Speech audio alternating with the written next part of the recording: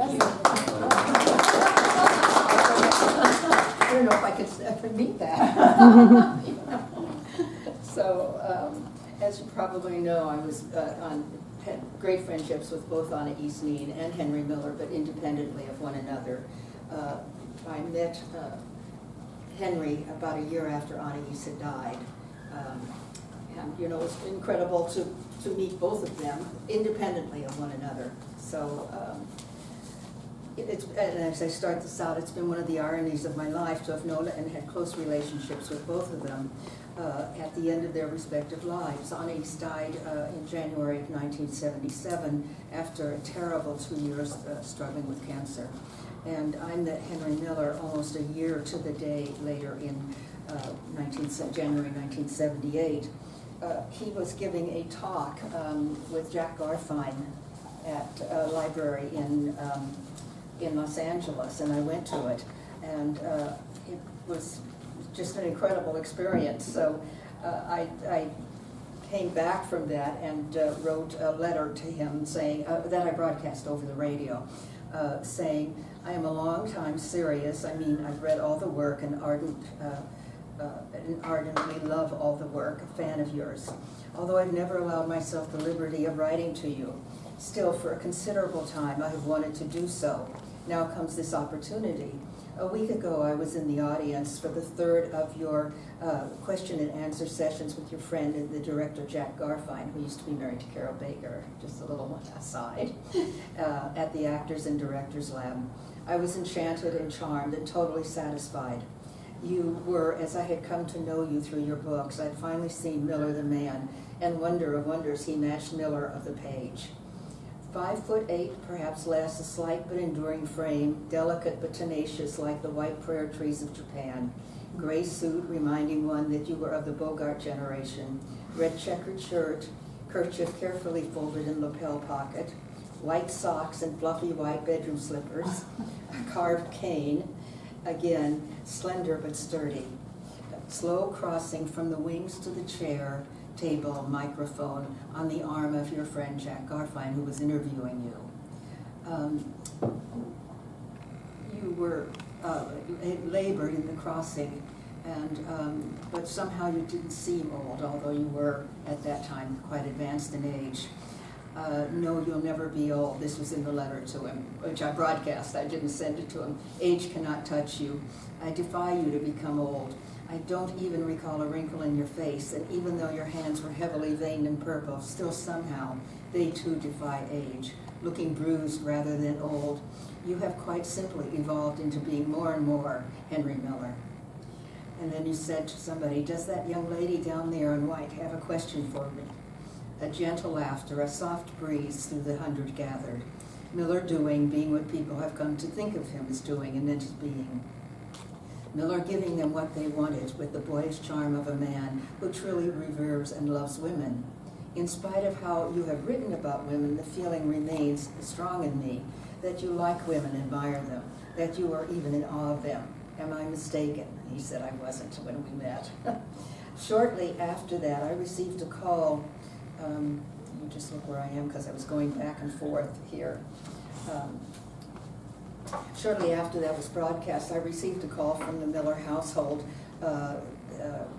because his daughter had been at the talk, his daughter Barbara, from whom he was estranged, and she taped the program and from the radio from KCRW and gave it to him. And on December 24, 1977, he wrote me the following. He wrote his daughter the following, and she sent me the letter. I listened to the cassette you sent me yesterday and was astounded, overwhelmed. You say this Barbara Kraft is a writer and that she gave this message over the radio. Was it over the National Public Radio by chance, which it was? I am extremely curious about this woman. It was an extraordinary appraisal, both of me and my work. I thought, in fact, I'm getting several copies of it made. Don't you want one for yourself? Tell her for me, if you see her again, that even Anna E. Sneed could not have done as well as she. If you have time, send me her address and I will write and thank her. And then it goes on. And he did send me a letter thanking me, and then I wrote back to him saying I was the one who had done the radio essay and so forth and so on. And then shortly thereafter, I got a phone call from the house saying that he wanted me to come to dinner, he wanted to meet me. So actually he sent me a note saying that he would wanted to meet me, but he could do it in February. So that's what happened. And then at the end of January, I received an invitation from Henry's son asking if I'd be willing to visit Henry and cook dinner for him. This was the first of the thing. He had a long chain of people who came. He had a different cook every night who came to give him conversation, and and we brought the dinner, or we cooked it there, and that was the way it went. And it was absolutely lovely, really. It was. Inviting me to come to dinner, Shea Miller, and cook. So my response was immediate, even though the summons struck me as a bit odd. What I didn't know then, but learned after successive visits, Shea Miller, was that Henry had a list of people whom he enjoyed and who came to cook for him, a different face every night, food and conversation to go with it. The list was long and the cooks rotated, all reminiscent of the modus operandi Henry devised to ward off starvation during the Paris years. In Tropic of Cancer, he describes how he sent letters to 14 people asking if he could come to lunch or dinner with them once a week. And that's, but my first dinner with Henry, and I'll read this because it talks about his house. I think you'd enjoy that. This is not the talk I planned to give. This is a talk that I thought would be more interesting. So anyway, my first dinner with Henry occurred on February 3rd, 1978. In retrospect, it was a meeting of getting to know one another. I arrived at 6:45 and was told by Tony, his son, that Henry was resting and would be out shortly. He told me to make myself at home and left the room. I put the dinner I had been asked to bring in the oven to keep warm, and while waiting for Henry to appear, I wandered about the house looking at everything, the dining room, the kitchen, a passing glance at the famous bathroom, which we'll get to later, had pictures in the bathroom all over the walls of his favorite people and this and that. That I'll describe later. And an in-depth perusal of his large lanai-like room, which is where the majority of his watercolors were done. The walls were covered with his paintings, all derivative in style of Chagall, Miro, Picasso, full of joy and exuberance and color and life. What surprised me was the element of fantasy. Everywhere, little or large, objects of art, pieces of fantasy, the beamed ceiling papered with posters. The eye never got bored, rather it was overwhelmed. There was too much to look at. There were his dedication to list making over the years. The visitor was greeted by two in the entrance hall, one citing pieces of music played in the Polish pianist Jakub Gimpel's master classes, which Henry often attended. Maybe some of you were at those as well. The Gimpel master classes were incredible. The Polish pianist. As a young man, Henry had studied the piano, but had given it up when he married his first wife, Beatrice Wickens, with whom he had his daughter, Barbara. And next to a list of the piano works was a list of cock and cunt works, alongside a photograph of a Beatrice and young Ava Gardner, side by side, Gaspard Tuileries and Tits and Ass. In the dining room, there were framed lists of his favorite foods, no vegetarian fare, and an intriguing list of people and places he'd been to, like Ez-Sur-Mer, and places he had not been and wouldn't get to, Timbuktu, the Sahara. On the ping pong table was a list of all the women he had never slept with. I thought you was better than what I had planned. A brew of magic, fantasy, dung, and earth. Behind that Buddha-like equanimity lurked a Germanic heritage, however. A half hour had passed when I heard a slow shuffling noise in the kitchen, and then the famous voice. Leaning on his walker, it was a labored crossing, and there he was, dressed in pajamas and a blue terry cloth robe, fluffy white bedroom slippers, and white socks on his feet. Miller continued to charm, frail, fragile, deaf in one ear, deaf in one ear, blind in one eye, lame on one side, but not broken. Age could not quite touch him. His spirit was indefatigable and still quite miraculous, the eternal clown, the gentle jester. The famous croaky Brooklynese voice told me what a pleasure it was to meet me. I went to greet him and shake the thin, veined hand that he slowly extended towards me, his other hand tightly gripping the walker's rail. A slight and bent figure, yet full of a quiet vitality. "I'm honored to meet you," he said as we shook hands. "What you wrote about me is stupendous, wonderful. I can't tell you. It was so perfect, so accurate.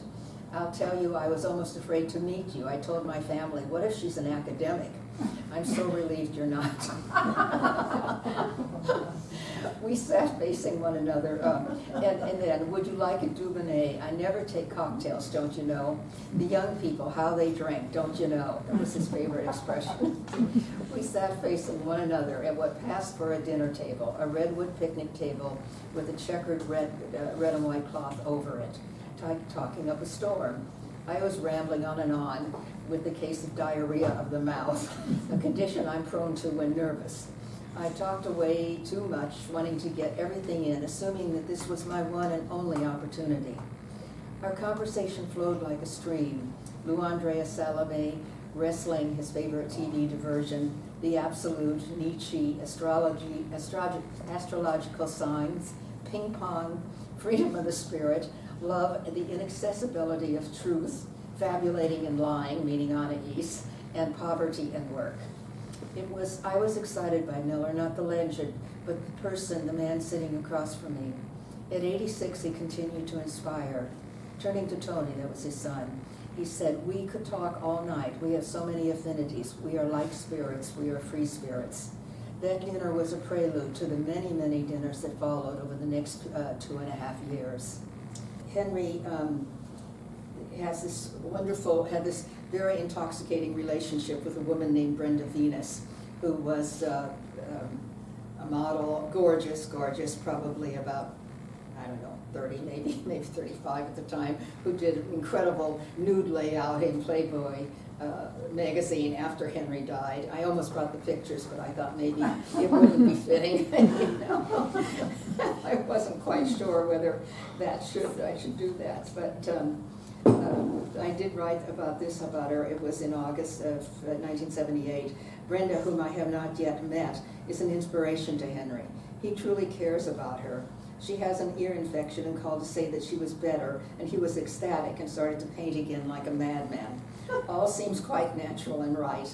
Many would call it ridiculous, and indeed one has to catch one's breath, and perhaps it is ridiculous, but it gives Henry so much pleasure and joy and energy. It doesn't matter that it's ridiculous. And one must admire Brenda Venus's choice of a paramour, if that is the correct name, and if in name only. After Henry died, Brenda did a 4 or 5 page nude photo shoot for Playboy.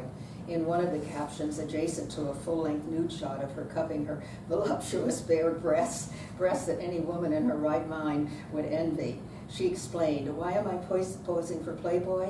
A lot of reasons. It had to be in good taste. I did it as if I were a Greek goddess, an imaginary creature. I wanted to play it like an actress. I think Henry would be proud." And she added, "The beauty of our relationship was purity itself." This is a little bit later. For the first time ever, I spoiled the meat when I was cooking for Henry. We were alone, and he talked to me so much as I was cooking that I became distracted. The pasta was okay and the flan perfect. I asked Henry the source of angel, and the angel is my watermark. It comes from de-evolution, if you know what I mean. I didn't, of course. I had absolutely no idea what he was talking about.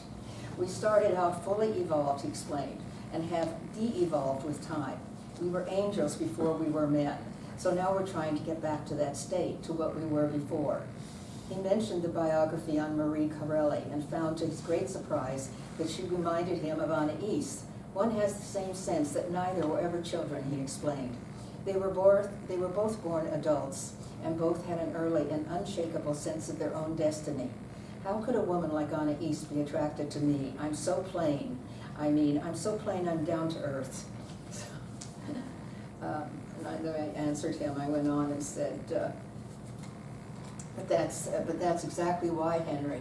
You rooted her. She needed your realness and your simplicity and directness, Otherwise, she might have flown off into space given her obsession with escaping anything resembling reality.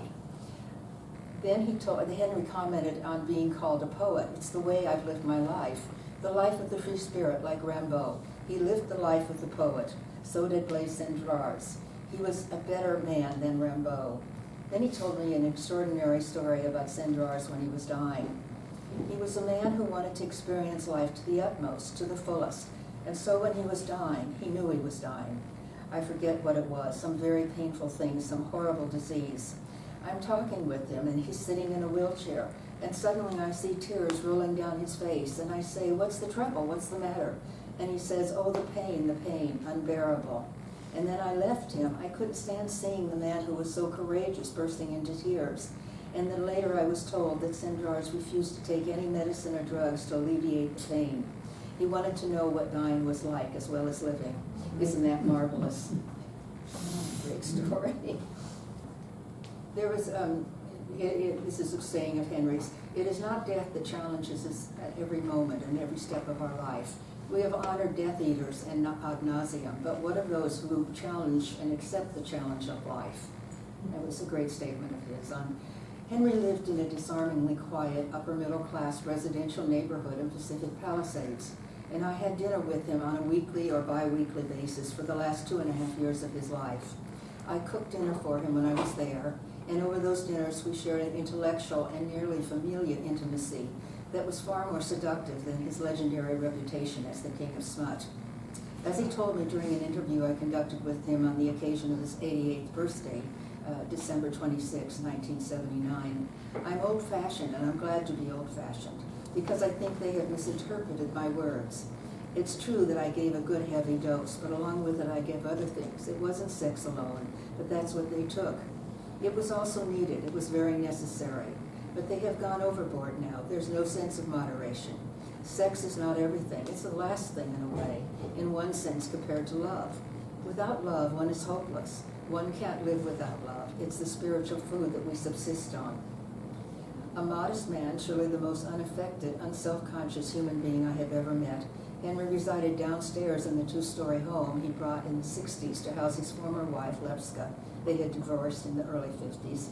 Their 2 children, Tony and Val, and himself. And as I came to learn, although there was a buzzer next to his bed, he refused to use it. When he wanted to summon his secretary, I use the word skeptically, she really left a lot to be desired, or someone else currently residing in the house, crashing is the more accurate word, he would call on the telephone. "This is Henry. You know Henry, who lives downstairs."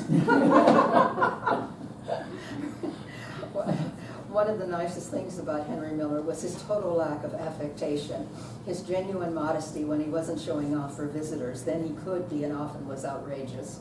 Beset by a multitude of infirmities the last decade of his life, Miller worked as furiously as ever, producing several books, among them the 3-volume Book of Friends, and hundreds of watercolors. He continued to maintain his voluminous correspondence with the world and entertaining a seemingly inexhaustible stream of visitors, which included movie stars, people who came to interview him, academics who came to write about him, and film crews eager to document the passing of an era. Those who came to visit were met by a weathered quotation tacked to the front door under the brass knocker. The quote was from an Oriental mystic. "When a man has reached old age and has fulfilled his mission, he has a right to confront the idea of death in peace. He has no need of other men. He knows them already and has seen enough of them. What he needs is peace. It is not seemly to seek out such a man, plague him with chatter, and make him suffer banalities. One should pass by the door of his house as if no one lived there, advising all those who would ring and enter to pass by quietly, leaving to peace and contemplation the man inside, who, having passed his 86th year, deserves both." Of course, he opened the door to everyone, as it turned out. There was a different cook every night. Yet, for the most part, Henry let those passing in. Sometimes he performed for them, sometimes he insulted, others he beguiled. There was a striking photograph of the young Ava Gardner in his entrance hall. When the lady came to visit in the flesh, Henry overheard her chauffeur asking her as they left where she wanted to go, and she responded, "Anywhere, just anywhere." Henry found that a remarkable answer. And in August of 1978, Jerry Brown, accompanied by his entire entourage, paid a call at Ocampo Drive. Miller was in one of his wicked moods. Being wicked was pure delight to him, but he was never malicious. He greeted Brown saying, I think politicians are the scum of the earth next to evangelists. I can't stand Billy Graham. Henry had a way of saying outrageous things. Having said them, he would sit back, a cat pawing at a mouse, a crooked smile playing around his lips, waiting for the response his words would elicit. He told me that Brown exploded with laughter and that they went on to talk about Zen and Siddhartha, among other things. He liked my watercolors too, Henry said. They were spread out on the ping pong table. He stayed 2.5 hours, talked frankly, and when he left, he asked if he would return again. I don't know if he did, but after this, when he wrote the letter to his daughter, when he had heard my program and everything, then I wrote him a thank you note and so forth and so on, and then he wrote me back saying that he wanted me to come to dinner, but I would come in February because he was so busy until after the holidays. So that's sort of what happened there. This is later in the year. I saw Henry last night. I feel as at home there, comfortable. His divorce from Hokie, that was his 7th wife. Yeah, his divorce from Hokie was finalized as of last week. He was tired and dropped off several times at the table. I was frightened he might die right there in front of me. Old age, what a curse if one is alone. Old age is indeed a curse, period. How wrong I was. Henry is like Henri Matisse, who worked with cutouts when he was old and infirm and confined to his bed. Helped by his assistants, he called paper collages, painting with scissors. And Henry still sits at the ping pong table doing his watercolors. As Montaigne wrote about Socrates, quote, nor is anything more remarkable in Socrates than the fact that in his old age he finds time to take lessons in dancing and playing instruments and considers it well spent time. Echoing Montaigne, Henry wrote, once you accept it, loneliness, and think of it as not being lonely, but as being alone, it becomes acceptable. In fact, you can revel in it. Solitude isn't frightening, it's strengthening. Here we go, we're going, this is an entry when he was considering trying to get the Nobel Peace Prize. Last night, Henry told me I was his favorite guest. This, needless to say, pleased me immensely. The stories we tell one another. He started to write a play because he wants to show that he can still shock the world. He announced, I heard that in order to win the Nobel, I'm supposed to kiss up to this one and that one. That the prize is very conservative and discreet. I said none of that, and I don't want it. So I started to write this play. It starts out with an actress coming on stage who announces to the audience that she has the greatest cunt in the world. And I said, I have this acquaintance that did just that, Henry. She's an actress and was taking a singing class. The instructor told her to think of something that would give her courage and a sense of herself before she went on stage and started to sing. After her performance, the instructor asked her in front of the audience in class what she had thought of because of her performance had been so good. She responded, I just kept saying over and over to myself, I have the greatest cunt in the whole world. I have the greatest cunt in the whole world. And I'll tell you now who that was, if I can find the right. Was Fanula Flanagan? I can find the entry on this somewhere here. I have a list of where everything is. Let me just see what page. Oh, here. Because I brought Fanula, whom I knew at that time, to dinner at Henry's, I took the Irish actress Fanula Flanagan with me to Henry's Friday night. I prefer going alone, selfish perhaps, but I'm too tired these days to host, which is what I do when I'm there, and their guest is someone like Fanula. That aside, what an extraordinarily cultivated woman she is. Rarely am I envious of other women, but in this case I am. She is a very special woman, earthy, lovely to look at, a mass of glorious red hair, sensuous ripe mouth, a mouth that belongs in a Rossetti painting, a voluptuous body. A measure of her artistry is that on the stage she appears quite tall, 5'6" or so, whereas off stage and out of the lights she is barely 5'2". I tower over her. The art of illusion is a great asset for an actress. She and Henry discovered that they both admired the actress Ruth Draper. Fanula told Henry that she was barely 5 years old when she saw Draper and was inspired from the experience to go on the stage herself. She told us that her parents were Catholic communists. This, as she described it, was in the 1930s when it was fashionable to be a communist, sitting around drinking wine and talking over ideas in Ireland. Fanula is extremely ambitious and immediately offered to come and cook an Irish dinner for Henry, which he avoided committing to for whatever reason. I have no idea. He told me what I liked about her was her down-to-earthness. She's very earthy. She's not an elegant kind of beauty. She just sailed in. I'd like to see her again.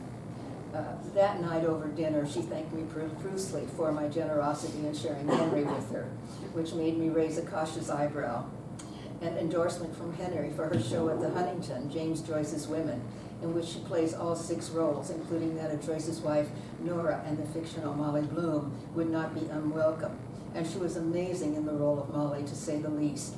She appeared stark naked on the stage at the end of the play, facing the audience full on, with arms spread out to either side. She was absolutely stunningly beautiful in her nudity and majestic, as if the epitome of women. It was a great, she was fabulous. She reminded me really of Botticelli's Birth of Venus. We sat at the table tonight until 10 o'clock, a late evening for Henry these days. We had a great discussion about the words innocence and purity. I argued that purity was a more desirable state than innocence, that it was Edenic, whereas purity implied both experience and wisdom, that no one, man or woman, should or could remain innocent, that ideally innocence evolves into purity of spirit through the transformation of experience and age. Henry himself exemplified what I was trying to express. We never resolved this argument, although we returned to it on many occasions, as Henry was loath to part with his romance with innocence. The subject came up because we were talking about Anais, whom Henry described as lascivious in the sense of being on display. But, he continued, at the same time, she was always innocent, always these contradictions. That innocence, Henry, costs us women a terrible price, I responded. You all know who this is, I took Ruth Seymour from KCRW to meet him at this time, and she was, let's see, where did I do this? Okay. Ruth went with me to dinner at Henry's last night. It was a wonderful evening, and Henry immensely enjoyed her company and the conversation. Ruth is nothing if not a scintillating conversationalist and presence. It was a wonderful, warm, and easy evening. Ruth and Henry had an immediate rapport. Ruth described herself to Henry saying, "I'm a romantic, surrealist anarchist." She told him that she sees the world in political terms. She got Henry to agree, reluctantly, however. In that sense, he too is political. He responded, "I'm against everything. I am an anarchist against anarchy." He asked about Ruth's background, and she told him that her father was a Russian Jew and her mother a Polish Jew. Ruth is a first-generation American Jew. "It seems to me that you were obsessed by Jews," she said to Henry. "I'm thinking of the opening pages of Tropic of Cancer, and I loved your story, Max and the White Pegasites." Henry said, "I went to look for Max after the war, and I couldn't find any trace of him. What do you think happened to him?" "Oh, Henry," she said, "you know what happened to him." Henry told us that James Laughlin, the editor of New Directions, changed the title from Max and the White Pegasites to The Cosmological Eye when the book was published. I'll read you a little bit more about Ruth. Returning to the subject of Jews and Judaism, Ruth told us about her trip to Israel and her take on the Israelis. A few years ago, I went to Israel with a group of women journalists. It was a very strange experience. I felt the Israelis were more Israeli than they were Jews. I felt at home with the Palestinians because they were also Semites to me. Everyone had a son studying to be a doctor or a lawyer. My father sent me to study Yiddish when I was a child. I later studied at CCNY with the great Jewish scholar Max Weinrich. I said to him, "I feel I am the youngest person in the world studying Yiddish. When I become an adult, will Yiddish still survive?" And he said, "Yiddish is magic. It will outwit history." When Singer accepted the Nobel Prize, he did so saying there was no word for weapon in Yiddish, Henry said. I thought that was wonderful, just wonderful. I thought that all the papers and reporters would pick up on that and put it in headlines, but no one even mentioned it. Henry brought up the subject of Buddhism, and holding up his wine glass, he said, "We can decide whether we drink the glass as half full or half empty." Ruth responded, "Oh, Henry, we Jews don't have a choice. We know that life is a tragedy." And, let's see. Oh, this is a wonderful section. Jews are terribly sensual people, Ruth noted, adding, but with a very deep puritanical streak as well. She told us that her ex-husband, the poet Jack Hirschman, had been subpoenaed to testify in the obscenity trials on the Tropic of Cancer, which were held in Los Angeles at UCLA during the early 60s. Only Jack and the bookseller defended you, Henry, calling you a great writer. Jack read aloud a wonderful passage from one of your books. The prosecutor asked him if he used words like cunt, she spelled it C-U-N-T, and Jack said, "Yes, I do." Then the prosecutor asked, "And does your wife use language like that?" And Jack's answered, "Yes, in our most intimate moments."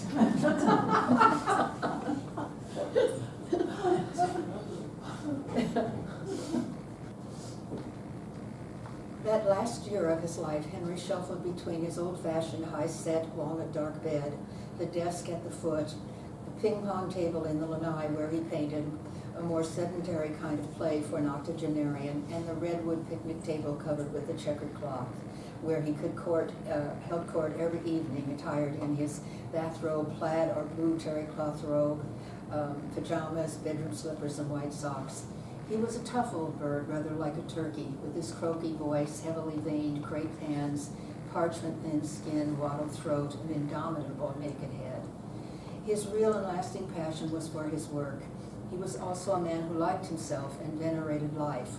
Why else marry 5 times and father 3 children? He believed that art was glorification and that paradise was a creation of the individual mind, available to anyone, anywhere, regardless of the circumstances in which they found themselves. "I keep my nose to the grindstone," he said one night.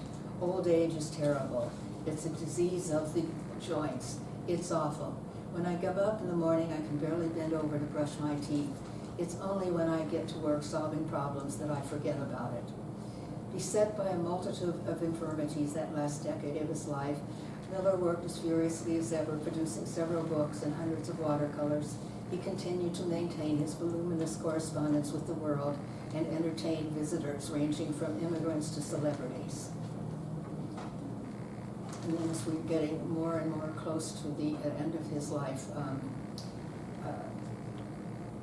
January 1980, "I dreamt last night that I was helping an old man to die in the dream. In the dream, it was someone who looked like Igor Stravinsky, whom I was fortunate to meet once.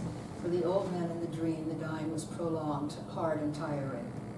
Like Henry at the table now, his head dropping, his thoughts uncompleted, dropping off mid-sentence, his coffee-flavored ice cream melting slowly between shaky handfuls and spoonfuls, There's a little dish of vitamins and supplements to his right, which he takes after dinner, swallowing them down with his coffee. I have rarely seen him dressed in anything other than his pajamas and bathrobe, but he is always so clean. Charles takes such good care of him, bathing and shaving him every morning and helping him into fresh pair of pajamas. Charles was a black man that took care of Henry when he was in the hospital for one of his numerous visits there, and he talked Charles into quitting and coming and taking care of him every morning, bathing him and shaving him and getting him dressed for the day. And Charles took great care of him. Over dinner Monday evening, Henry told, do I want to read this? Over dinner Monday evening, Henry told me, "Bill and I have been trying to figure out your flaws, what they are. We can't find any, but you have so much trouble. Perhaps you should have your horoscope done to see what's going on. Maybe it will tell you something." Brenda is back. Brenda Venus was his paramour, she was back from wherever she was off to, and Henry rose to the occasion, full of energy and vitality. He is painting again, several watercolors a day. Amazing. 2 weeks ago, I thought he wasn't long for this world. He too felt he might not make it L'amour, even if she is an opportunist, it's on such a small scale, one can only be amused and mildly put off by it. And there is something charming about her relationship with Henry. It is touching despite what Noah Young told me about her last night. Apparently she wasn't in one of the versions of books that Miller wrote late in his life. I think it was Joey. And she went up to talk to Noah Young at Capra and insisted that he add a chapter on Brenda. And apparently, so the rumor goes, that they did, in Russia, they did a play on her life a few years ago, and that Putin invited her to come. I don't know if it's true or not, but I bet he did. I bet they had an affair. You know, a man without humor, yet he could do that. At dinner last night, it was obvious that Henry is failing. I think the end is near. He is beginning to enter a final decline, although he struggles mightily to hold on to the reality of life outside his fumbling body. But still he sinks more and more into the abyss of the self, dropping off during dinner mid-sentences, returning eventually to the company at the table, but no longer able to pick up the next word and continue on as if nothing had happened. His hand shook so when he picked up the salt taker that I had to rescue it from him and salt his food. It's so sad and so hard to see. I do love that old man. He has given so much to me, to the world. His life has mattered. He has made a difference in the order of things. Yet a part of me wants to turn my back on him because I'm tired of death, of sitting with death, of holding death in my arms. I don't want to suffer another loss. I've been with Anna East when she was dying as well. When he goes, I'll really be on my own. I dread the loss of another surrogate parent, the first Anna East and now Henry. Before I left last night, I went to his bedroom to make certain he was comfortable. He was at his desk writing, and he looked up as I stood in the doorway. "Oh, Barbara, you're still here. Would you mind cutting my fingernails for me? Sandy hasn't had time to do it for a while now, and they're beginning to curl over and crack. Be careful you don't cut me." And do I have time to read another? I'm okay? Okay. I'm not boring anybody, I hope. Okay. Okay. Ruth went with me to dinner last night again. I need someone to go along now as I cannot manage cooking, taking care of him, and conversing with him at the same time. He continues to weaken, is frailer each time I see him. He seems to be wasting away. The doctors say he is suffering from both malnutrition and protein deficiency. He no longer comes to the table by himself. At 7 p.m. I went to tell him dinner was ready and found him asleep, mouth agape, head arched back as if he were struggling to claim the air. It is heartrending to see him like that. He is no longer the Henry Miller, but a mere mortal, reduced and humbled and yearning for release, as we will all do one day. I woke him and asked if he needed my help. "No, I can manage myself," he said. I started to leave the room and then turned back to make certain he was okay. He was struggling to raise himself up, but got only as far as supporting himself on his elbows. Then he stayed with a spasm that ran through his emaciated body like an electric current. He dropped back to the pillow, exhausted. I went to help him and pulled him up gently, holding his hands in mine. "Henry," I said, "it's like Ed Holcomb told you last night. This is your mountain now." Ruth's presence stimulated him, and they carried on together as he and I once did. But I'm family now and can no longer play the role of scintillating guest, bringing the world with me to the dinner table. While they talked, I got dinner on the table and tended to his specific needs. He rallied in Ruth's presence and talked like the Henry of old. It's still the best conversation in town. The mind, remarkably untouched by age and its incumbent infirmities, given the right stimulation. They spoke of Paris literature in general and French literature, that of Lautréamont, the self-styled Comte de Lautréamont, who wrote La Chanson de Malador, and early surrealist work devoted to the principle of evil, the religion of evil. Last night, Ruth told they were talking, the talk went on and on and on, but last night she told a charming story about going to one of the cemeteries in Paris, one of the smaller ones, it seems. She was stopped from entering because she was wearing a sleeveless blouse. She said to the guard, "But how can you do that when you have Baudelaire buried here?" Henry stayed at the table a very long time for these days. He did not drop off once, and the conversation was vibrant and enthusiastic as of old. I helped him to bed then. As I turned out the light, he said, "Barbara, thank you for a wonderful night." He's given so much to the world, to life. It would seem somehow that his dying might be eased, that the passage would occur through the simple corridor of sleep. This is in the beginning of January 1980, and he died in June of that year. Henry is so terribly fragile now, I am almost afraid to touch or embrace him for fear he will break. Bird-like, his eyes once darkly intent and focused outward, retreat now from the world into a bird's nest of dried twigs and tired bones. The doctors say that he is suffering from malnutrition. No one is in the house to prepare breakfast or lunch for him. S, I won't say the name, controls, it was the woman who was supposed to be taking care of him. Controls everything. All the checks and related business go through her. Someone told me that her mother is Henry's accountant as well as his lawyer. I have no idea if this is true or not. What I do know is that he is alone in that house with only her friends who live upstairs to care for him, and they could not care less. They are all heavy dopers, as is she, drinkers and derelicts. So what happened was I decided that I had to take things into my own hands, and I won't read it all, but I found out where she was living in a house close by, but there was no phone or anything. You couldn't reach her at all if something was wrong with Henry. And so I went over there on a Sunday, and I took someone with me who stayed in the car, Larry Cohen, a man who was living in my guest house, and was a former FBI agent. So, and I pounded on the door. It was 3 in the afternoon, and some deadbeat guy, barely dressed, came to the door, and I said, "Where's Sandy?" He said, "She's still asleep." And I said, "Well, you get her up. You get her up right now." And so I said, "I'm standing here and pounding on the door until you get her up." So she finally came to the door, and she was totally disheveled and, obviously having a drug hangover and so forth. And so I went in the house and I told her that I wanted to get someone else in the house to take care of Henry.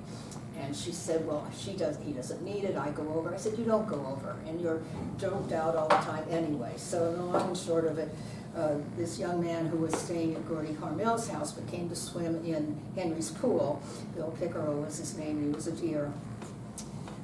He's 2 now, he's gone from AIDS, but he was a great soul. And I finally managed to get Bill Pickerel in the house. When I went to Henry the next morning, because I wanted to see what had happened, I knew that Sandy would have gone immediately to Henry and protested against my urge to get her out. And in fact, she had. And so when I told Henry, I said, well, I was trying to figure out how to talk to Henry, and I said something about the drugs. He said, "Oh, you know about that." I said, "Yes, Henry, I know about that." And I then said, Bill Pickerel doesn't have any place to live. Gordy Hormel has told him he has to leave. And he said, "Oh, well, why didn't you say so?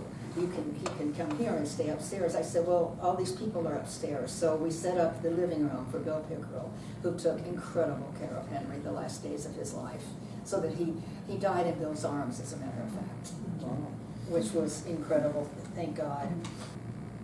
And Henry, when I told him, Sandy saying that I said, Sandy had told Henry that Bill was uncomfortable around him and things like that. So, but anyway, it all worked out because Bill was there with him when he died and in his arms. Let me see.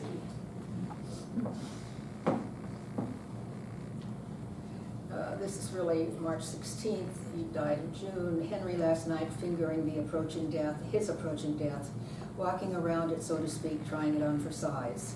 You think for the man of great spirit it would be graceful, just going to sleep, and yet that isn't necessarily true, It could be ignominious. The bowels, the bladder functions are gone. He falls constantly, the eyes and ears nearly gone. The world around him darker and darker. He trembles at the edge of the abyss, not sure whether to give in to the light that beckons him away from us, or to stay on, clinging to the familiar disorders and disabilities that now beset him. It went so that at a certain point there was like no conversation that we could really have anymore. I had to have somebody there with me to take care of him while I cooked and got dinner on the table, Let's see. One morning he woke up having a dream that he was back in Paris of the 1930s, hungry and penniless, asking anyone who came into his room if there was any money in his wallet or in theirs for breakfast, because he was famished. And a few days before he died, he woke up asking Barry for his wallet. That's somebody who was living in the house. I'm really hungry for breakfast. Can you find my wallet for me?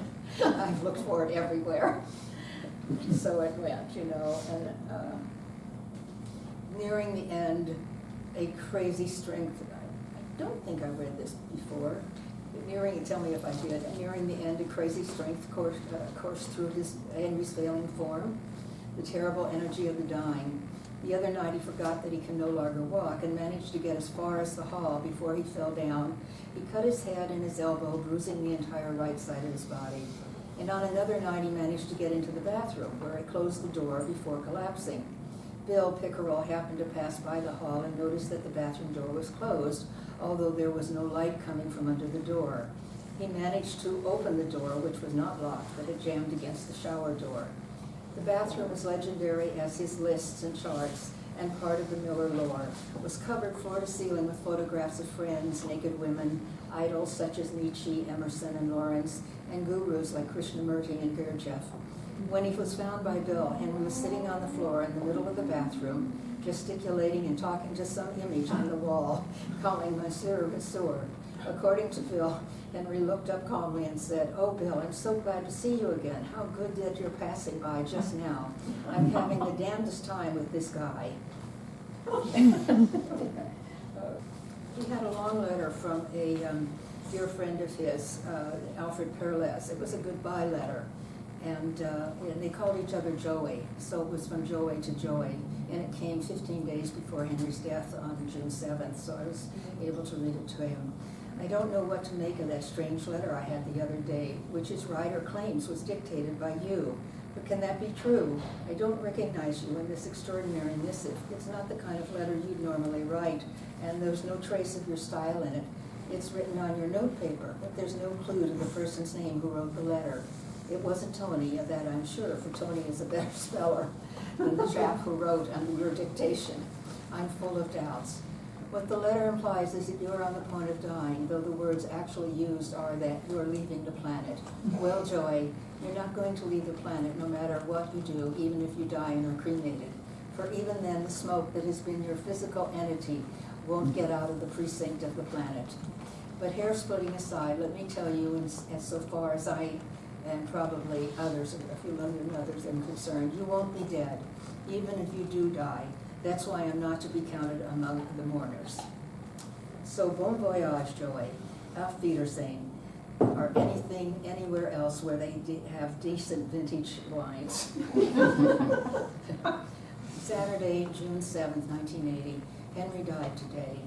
When the end came, it wasn't awful, it wasn't ignominious. It all happened very simply and was just short of going to sleep.